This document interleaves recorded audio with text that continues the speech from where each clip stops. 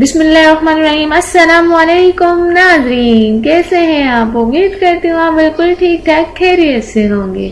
Please नाज़रीन, मेरी हौसला अफजाई के लिए मेरे चैनल को ज़रूर सब्सक्राइब किया करें। तो चलते हैं आज के टॉपिक की तरफ। आज का जो मेरा टॉपिक है बहुत ही दिलचस्प टॉपिक है कि हम ब्राइडल मेकअप या पार्टी मेकअप कैसे कर सकते हैं, उनके लिए वो चीज़ें क्या ज़रूरी हैं जिससे मेकअप हमारा घर बैठे बहुत ज़्यादा खूबसूरत और हसीन हो जाए।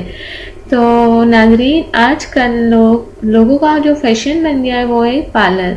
आजकल अगर पार्टी मेकअप भी, हल्की पार्टी में भी, अगर हमें कोई बर्थडे पार्टी में भी जाना होता है तो औरतें जो हैं वो पार्लर में जाकर मेकअप ज़रूर करवाती हैं और मेकअप के लिए बहुत ज़्यादा पैसे जो है वो पार्लरों में देती हैं। तो क्यों ना हम घर बैठे इन उसूलों पर अमल करते हुए घर बैठे अच्छा सा मेकअप खुद कर सकते हैं। तो सबसे पहले मैं आपको बताती चलूँ कि बेस के इंतखाब में हमेशा अपनी जिल्द की कुदरती रंगत का ख्याल रखें और ख्वाह आपका रंग गोरा हो या सांवला, बेस अपनी जिल्द से एक शेड गहरे रंग में लगाएं। न्यू ब्लेंडिंग के दौरान बेस चेहरे की कुदरती रंगत के साथ मिल जाएगी और वो मसनूई महसूस नहीं होगी। आमतौर पर खवातीन बेस लगाकर रंग गोरा करना चाहती हैं जिससे मसनूईपन नुमायां दिखाई देता है। याद रखें, बेस लगाने का मकसद महज रंग गोरा करना नहीं बल्कि बेस लगाकर चेहरे का मतवाजिन तासुर कायम करना है।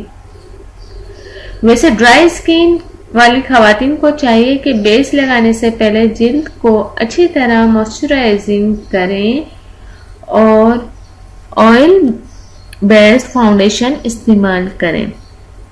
लेकिन अगर आपकी जिल्द ऑयली है तो ऑयल फ्री फाउंडेशन बेहतर है। चेहरे पर बेस लगाने से पहले प्राइमर भी लगाया जाता है और फिर ब्रश की मदद से बेस लगाएं।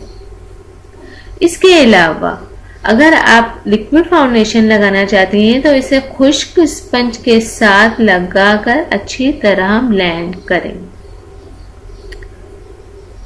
ताकि जिल्द की कुदरती रंगत के साथ मिल जाए।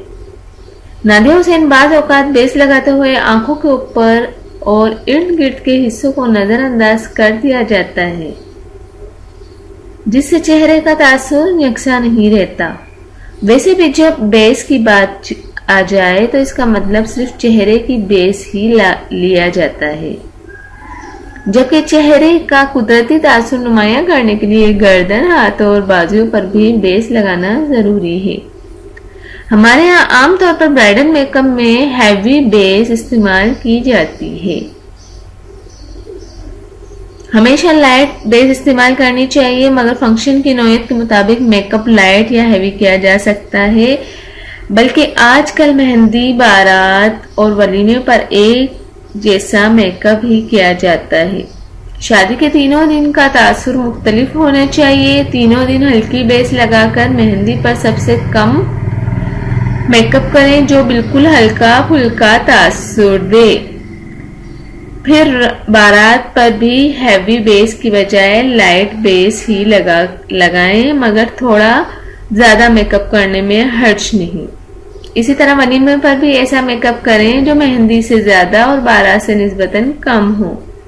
इस तरह तीनों दिन आप मुनफरिद नजर आएंगे। अगर चेहरे पर पिंपल्स या दाग धब्बे मौजूद हों तो इन्हें छुपाने के लिए कंसीलर वगैरह लगाए जाते हैं। शादी के तीनों दिन का तासुर मुख्तलिफ होना चाहिए। तीनों दिन हल्की बेस लगाएं, मगर मेहंदी पर सबसे कम मेकअप करें जो बिल्कुल हल्का फुल्का तासुर दे। बारात पर भी हैवी बेस के बजाय लाइट बेस ही लगाएं, मगर थोड़ा ज्यादा मेकअप करने में कोई हर्ज नहीं।